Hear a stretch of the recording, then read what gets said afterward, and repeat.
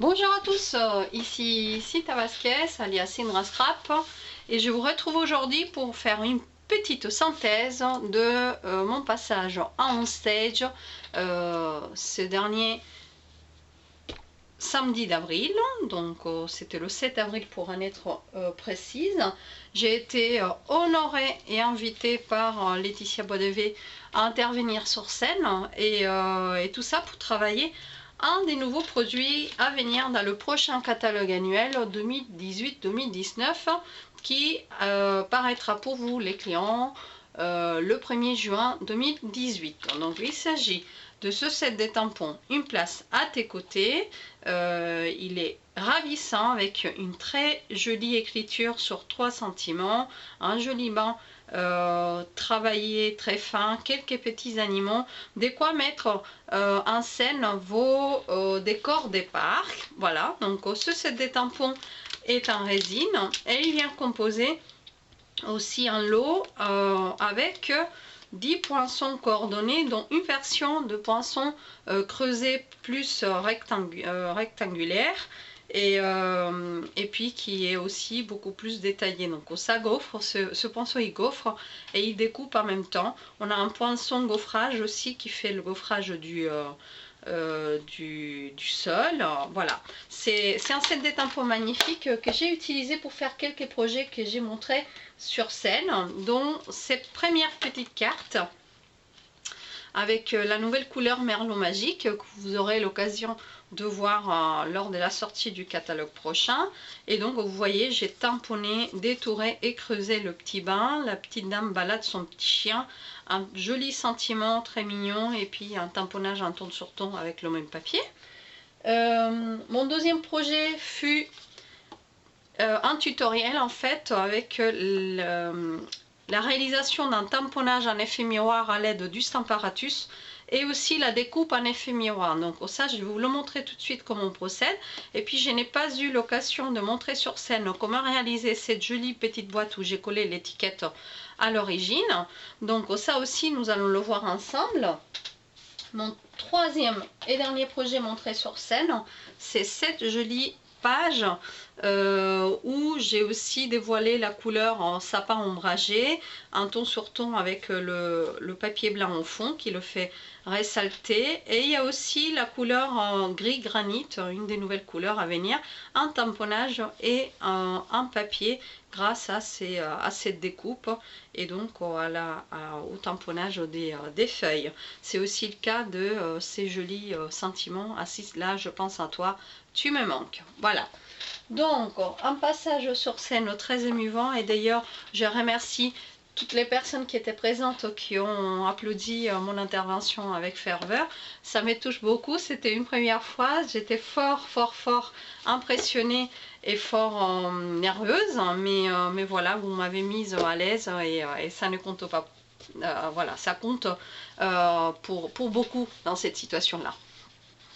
Je leur ai proposé de retrouver le tutoriel de cette boîte dans les panneaux, donc voilà, c'est ça qu'ils ont retrouvé et je le dévoile sous cette forme aussi pour vous. Pour faire votre base des boîtes, vous allez avoir besoin d'un morceau de papier qui mesure 19,5 par 16,5 cm et vous allez venir marquer les plis à 4,5 cm, 9, 13,5 et 18 cm sur le plus long côté, il y a 4,5 sur le bas. Donc après il suffit juste de bien marquer vos plis, de déposer de la colle sur cette languette là, de ôter ce petit bout ici et de recouper entre les rainures. Une fois que vous avez déjà ça, la fermeture de la boîte est simple.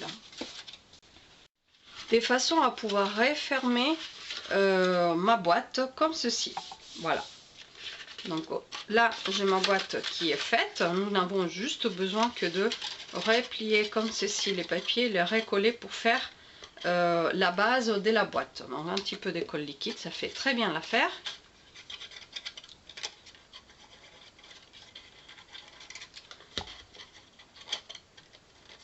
Voilà.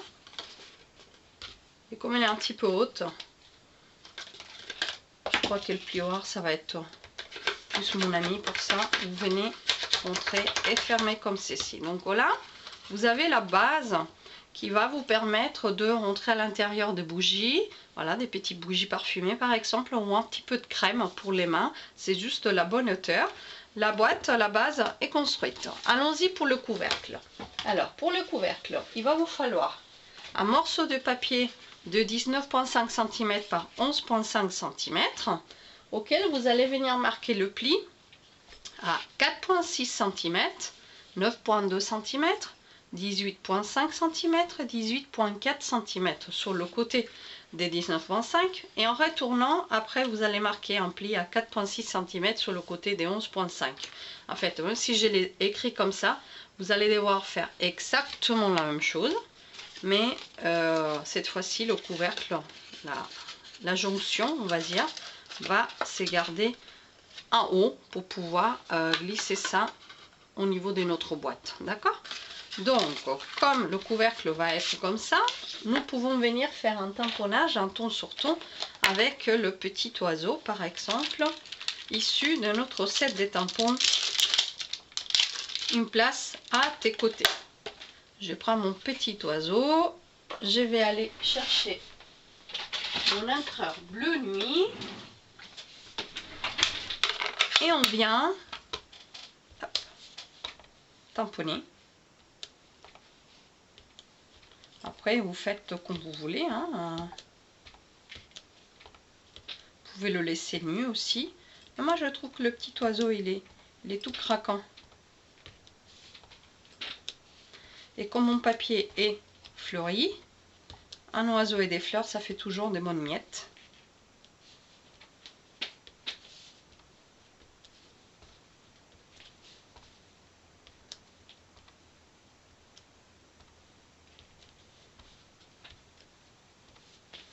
Alors, on va laisser ça de côté. Vous pouvez très bien faire aussi le haut de la boîte. Je verrai après parce que il faut que je sache lequel c'est. Donc un petit peu de double face sur le côté, comme ceci, pour refermer la boîte.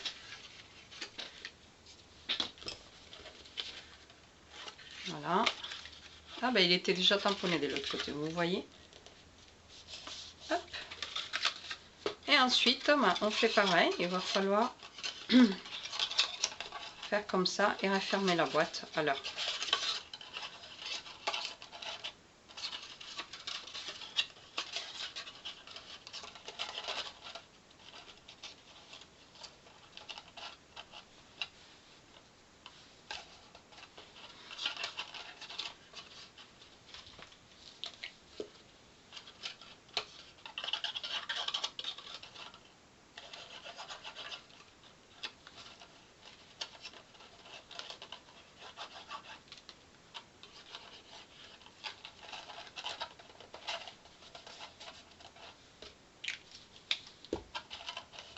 voilà.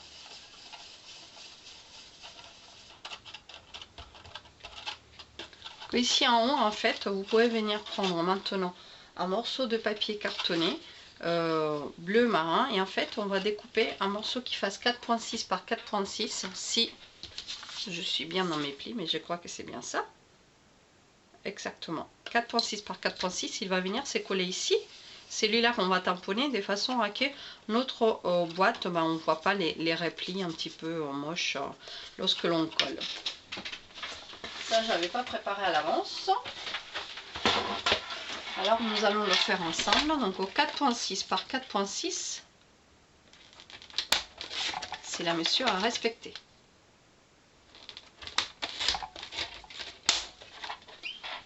Donc, voilà ce petit carré de 4 par 6 par 4 par 6. On va pouvoir le tamponner à notre goût. Voilà. Je crois que j'ai fait même des deux côtés. Et ensuite, il va venir se placer parfaitement ici, de façon à cacher un petit peu cette jonction. Et grâce à notre colle liquide.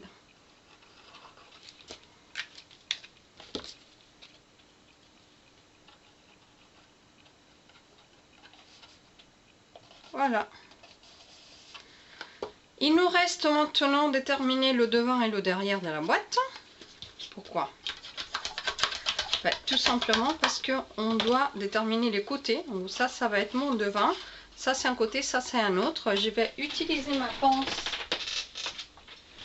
pour creuser un petit trou ici sur le latéral de la boîte. Vous centrez et on va faire plus ou moins la même chose de l'autre côté. Voilà. Ensuite, il va nous falloir remplir la boîte. Il nous faut du ruban. Comme j'ai fait un petit trou, je vais prendre un ruban différent cette fois-ci. Et on vient passer le ruban. Le petit trou ici. On referme notre boîte. Hop. Légèrement, question de mesurer plus ou moins le ruban qu'il nous faut. Voilà. Et on va venir remettre à nouveau le ruban de l'autre côté. Voilà. C'est ainsi que notre boîte peut se refermer une fois que vous l'avez remplie. Voilà.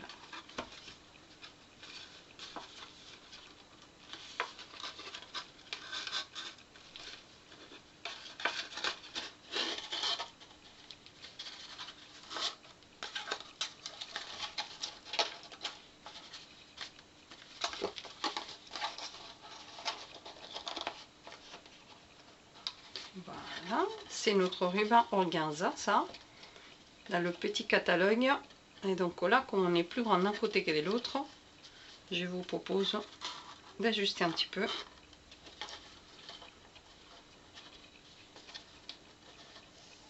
Voilà, on est plus ou moins pareil. On va pouvoir faire un joli nœud en haut. On va passer tout de suite à la réalisation de notre jolie étiquette. Voilà. Après, vous raccourcissez si besoin votre nœud. Pour l'étiquette, nous prenons un morceau de papier cartonné murmure blanc. Allons-y, j'ai une chute de papier là.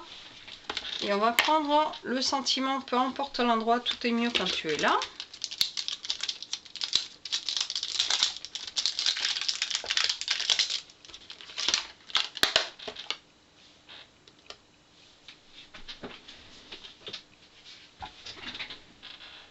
Que je vais tamponner à nouveau avec mon bleu nuit.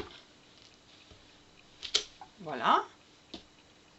Ça, il va falloir le découper à la Big Shot avec les poinçons cercle. Voilà.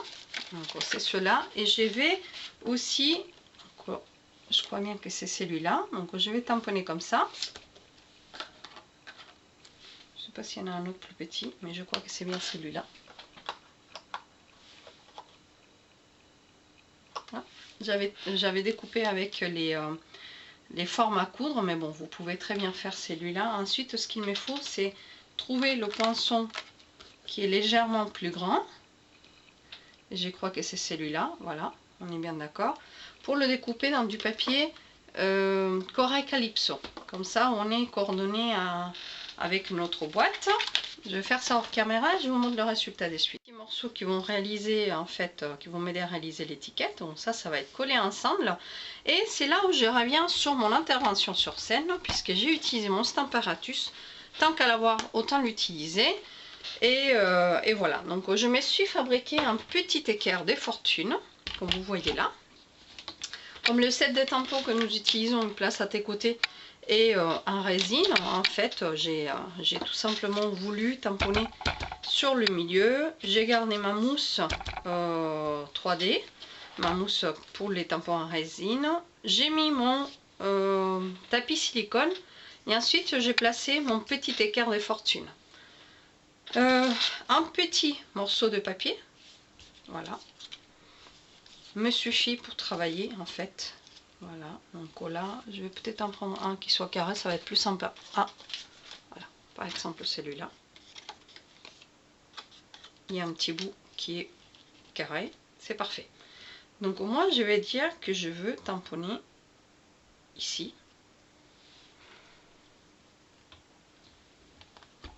Je viens placer mon petit oiseau. Vous voyez là, comme j'ai pas bien nettoyé, j'ai même l'empreinte, mais ce n'est pas grave. Alors j'ai pas pris mon petit, vous avez les aimants qui sont derrière. J'ai pris la peine de les enrober comme ça pour pouvoir les tirer mieux. Hop. Et en fait, je vais placer comme ceci. Je me suis déjà avancée là, vous voyez, c'est le fruit de mon intervention sur scène. Et là, on va venir tamponner avec la Memento qui est là. Je viens tamponner sur mon Stamparatus, mon oiseau est déjà prêt. Je viens tamponner et j'appuie sur pour avoir le tamponnage. Jusqu'à là, il n'y a rien de sorcier. C'est très simple et on pourrait très bien le faire avec un bloc acrylique en fait. Ce qui est bien, c'est que vous pouvez utiliser le Stamparatus avec sa deuxième plaque que je vais poser là pour venir colorier l'oiseau. Donc là, pour en être sûr d'être au bon endroit, vous placez votre tampon comme ceci et vous venez le récupérer après comme ça. Vous ne bougez pas votre papier et vous n'avez qu'à entrer avec votre tampon ou avec le feutre, ce que vous voulez. Comme ça, vous venez tamponner, hop, et votre oiseau sera colorié comme ça. Ça, c'est un effet normal. Vous voulez faire un effet miroir, c'est simple comme bonjour, puisque vous gardez votre tapis silicone en bas. Voilà. Moi, il m'intéresse que mon équerre ne bouge pas. Je reprends ma Memento. Encore une fois, je ne sais pas où j'ai mis mise. Et pourtant, j'en ai deux. Elle est là. Je reprends ma Memento et je viens tamponner sur mon tapis en silicone. D'accord? J'appuie un petit peu. Vous voyez comme l'oiseau il s'est formé? Je voulais rétamponner davantage. Vous en faites 2 fois. C'est l'intérêt de faire ça avec le Stamparatus. Voilà. Une fois que vous avez fait ça, si vous voulez rajouter la couleur, vous pouvez venir rajouter la couleur. Voilà.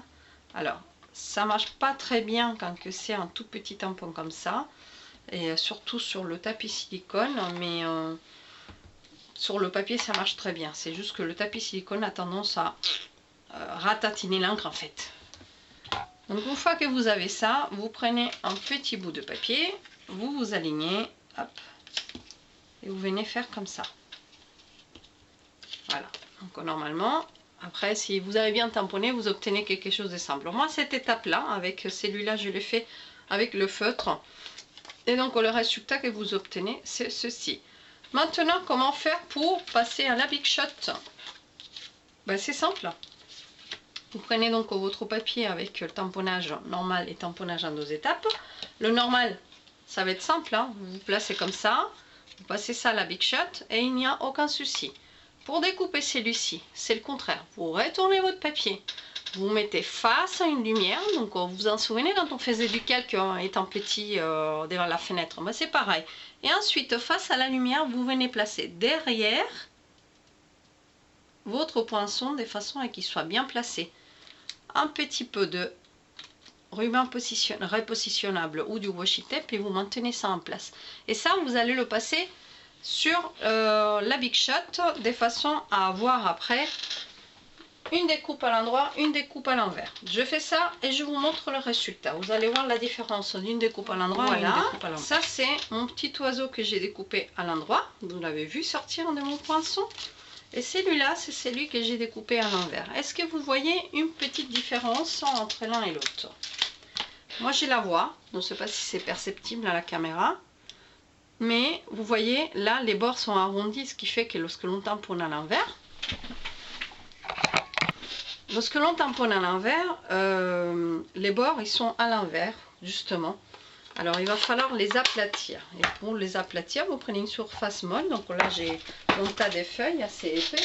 Vous prenez votre plieur à os et vous venez faire comme ça au niveau des bords du papier. Vous alissez, vous venez, voilà. Et comme ça, votre découpe est exactement pareil que l'autre. Donc c'est ça que nous allons venir coller sur notre étiquette et notre projet est presque fini.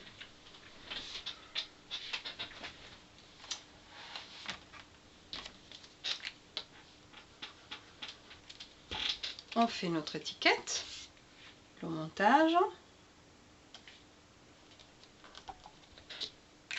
Et à l'aide d'une petite mousse, on va coller nos deux petits oiseaux. Les petites mousses dimensionnelles sont idéales parce qu'ils rentrent parfaitement dans cette taille de petit oiseau. Et comme il est tout petit, il rentre partout. Il se faufile partout et vous pouvez décorer tout un tas de créations avec ce petit joli oiseau.